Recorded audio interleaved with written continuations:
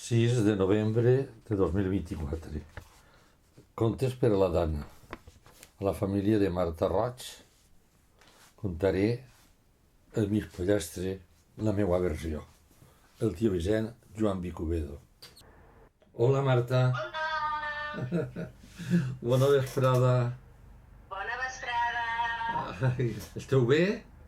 Estem molt bé? Sí. Escolta, volia que me diguéreu els noms. Mira, tinc a la Marina al meu costat, que és Com? la nena que té 7 anys. Marina, m'has dit? Marina? Marina, sí, Marina. Marina, 7 anys. Sí. Jo em dic Marta. Marta, Aquí al meu costat tinc a l'Àlex, Àlex, que és el que el va comentar ahir. sí. Simón, sí? Simón? Com? No, l'últim no, després d'Àlex no ho he entès. Simón. Ximol. El meu fill es diu Simón. Ah, Simón. Entenia Ximón i dic, Ximón no és... No, Ximón no dic un nom. Simón. Simón. I ens falta el fill mitjà, que és el Pol, que té 15 anys, però Sí. està al bàsquet i Sí, ja vull arribar massa tard. Ja m'ho havies dit. Però bueno, estem la resta de la família. Sí. No, i molt bé. No, és perquè d'alguna manera una microteta me tindreu que ajudar en el conte, ja veureu per què. Val? Val? Doncs, Una mica d'ajudar en el conte.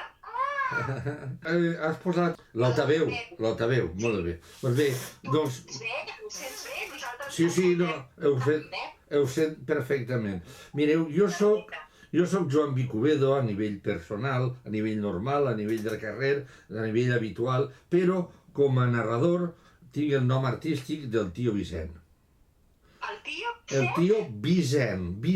Ah, Vicent. El tio Vicent, sí. I vos expliqué, Vicent és perquè mon pare li diem Vicent i a mi me va rear Vicent, coses que passen en la vida. Val, sí.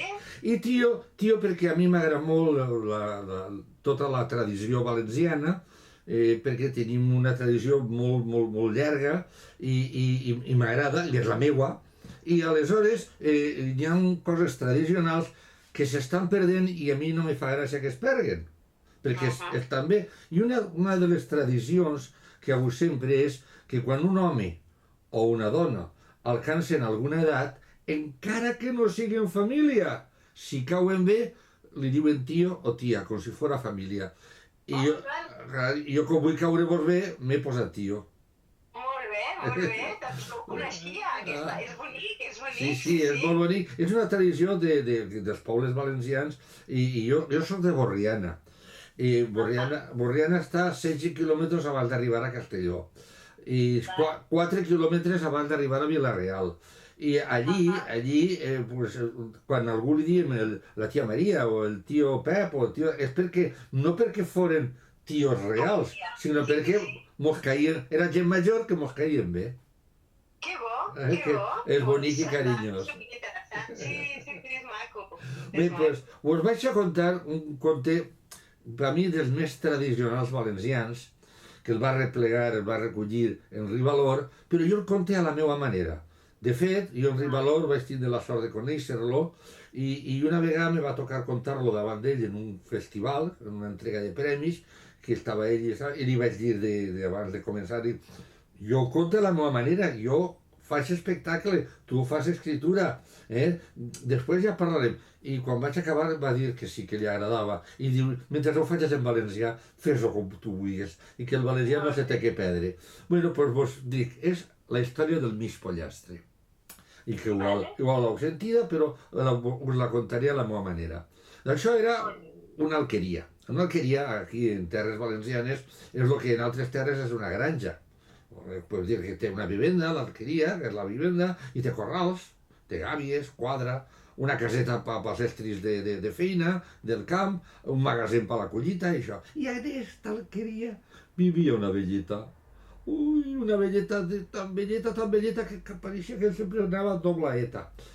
I ella estava enamorada de l'Aviram. Aviram és una paraula que utilitza en Rivalor que significa aus. vol dir, aquests animals que tenen ploma, que tenen bec, que tenen dues potes, que tenen cresta. Doncs ella tots els matins, només eixia el sol, se anava a la cuina, agafava un plat i allí feia una pastereta perquè l'aviram menjara. Se n'eixia fora de la caseta perquè l'aviram estava fora de la casa, estaven les gàbies i els corrals, i ahir ella anava repartint el menjar, però l'aviram se li tirava al damunt i ella no li quedava més remei que posar el plat sota terra. Sí, i se quedava ella a banda, allí tota contenta mirant com menjava ben a gust l'aviram. Vaig un dia, mentre tot l'aviram estava menjant del plat, allí al costat hi havia... No era un gall, no, perquè no era tan... encara no era un adult, no era un pollet, no, perquè ja estava fadrí, no era un infant, no, era un mig pollastre, vol dir això, era un pollastre adolescent, uno que encara no havia crescut prou, però tampoc era tan menut. I estava a banda fent-se el xuletà, l'orgullós, el superbi, el cregut, el presumit, allí. La velleta li pregunta que per què no menjava més. L'altre diu, no, jo menjo a banda perquè jo sóc molt important. La velleta li donava igual. Ell se'n va anar a la cuina, va fer un altre plat i li va portar menjar i aquell va menjar a banda. Sí, perquè volia menjar a banda. Quan acabà de menjar, el nostre mig pollastre se n'anà per l'alqueria buscant el postre. I quin postre, mare meua! Perquè va anar a un femeret era un lloc que estava ple de brutícia, de coses per tirar, que feia pudor i tot, i ell se va posar a gratar-lo. Gratar-lo és amb la poteta. Ell anava allí menjant-lo, buscant a veure què era el que se volia menjar. Perquè el que li agradava de postre eren cucs. Li agradava a ell, era per ell, no era pels demés. I ell estant allí buscant cucs, de sobte veu una moneda d'or. Oi, l'agafa i mirant-la com era tan cregut i tan superbi, diu, soc ric, soc més ric que el rei, me n'aniré al palau i em casaré amb la princesa. I agarra i se'n va des de l'alqueria cap al palau per casar-se amb la princesa. Ell va anar caminant, anava cantant una cançó que ahir és on me teniu que ajudar. Mireu, jo cante, pare i repetiu el que jo he cantat, val? Intentem-ho, diu, vaig a casar-me amb la filla del rei. Vaig a casar-me amb la filla del rei. Puix sóc més ric que no ell. Puix sóc més ric que no ell. Que gratant un femeret. Pots repetir? Que gratant un femeret. M'he trobat un dineret. M'he trobat un dineret. Era això que se topet amb un riu ample, caudalós, que li diu, on vols, mig pollastre? I ell li canta. Recordeu que me teniu que repetir ara. Vaig a casar-me amb la filla del rei. Vaig a casar-me amb la filla. Puix sóc més ric que no ell. Puix sóc més ric que no ell. Que gratant un femeret. Que gratant un femeret. M'he trobat un dineret. M'he trobat un dineret. I el rei diu, ai, tu eres un presumit, un estúpid, no passes, no me dóna la gana que passes. I el mig pollastre diu, no? I fa, i se xupla tot el riu dins del bec. Continua caminant quan se topeta amb un home amb una massa, un martell gran en la mà. I l'home massa li diu al mig pollastre, on vas? I el mig pollastre li canta, vaig a casar-me amb la filla del rei. Vaig a casar-me amb la filla del rei. Puix sóc més ric que no ell. Puix sóc més ric que no ell. Que gratant un femeret. Que gratant un femeret. M'he trobat un dineret. M'he trobat un dineret. I l'home amb la massa diu, no, tu eres un cregut i jo sóc un home fort, no et deixe passar. I el mig pollastre diu, com que no? I se xupla també dins del bec a l'home massa. I el mig pollastre continua caminant quan se topeta amb una rabosa. Us explicaré. Una rabosa és un animal que està en els boscos, en els boscos així, de la península, que ataca els altres animals com si fos un tigre o un lleó. És un animal que menja dels animals, és un animal feroce. I la rabosa que veu a mig pollastre diu: on vas, mig pollastre? I el mig pollastre li canta: vaig a casar-me amb la filla del rei. Vaig a casar-me amb la filla del rei. Pues som més ric que no ell, Pues soc més ric que no ell. que gratant un femeret Que gratant un femeret. m'he trobat un dineret. M'he trobat un dineret. I la rabosa diu: no passes, tonto estúpid, no passes. I el mig pollastre diu: noi! Se xupla la rabosa també dins del bec. En això que havia arribat al palau del rei, que el palau estava rodejat per un jardí, i el jardí estava rodejat per un mur. El mig pollastre, clar, s'empuja dalt del mur i de prompte veu que entre el jardí estava passejant, llegint un llibre, el rei, i li canta: vaig a casar-me amb la filla del rei.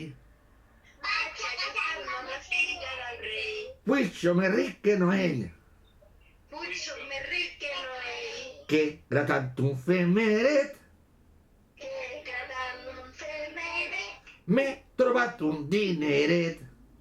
M'he trobat un dineret. El rei, tot enfadat, diu: soldats, agafeu eixe pollastre i el tanqueu dins d'una gàbia de tela metàl·lica plena de pollastrots assassins que el piquen al cap i el destrossen. I els soldats agafen el mig pollastre, el porten a una gàbia de tela metàl·lica plena de pollastrots assassins que quan veuen el mig pollastre van cara a ell a picar-li el cap i el mig pollastre diu: rabosa, és que és la teua. És la rabosa. I els pollastrots al veure la rabosa s'espanten i se'n van corregent, tropecen amb la tela metàl·lica i li fan un forat. I pel forat se'n van els pollastrots. Pel forat se'n va la rabosa. I pel forat és el mig pollastre, que torna al mur i... Ui, el rei encara està llegint el llibre, que poca feina que té.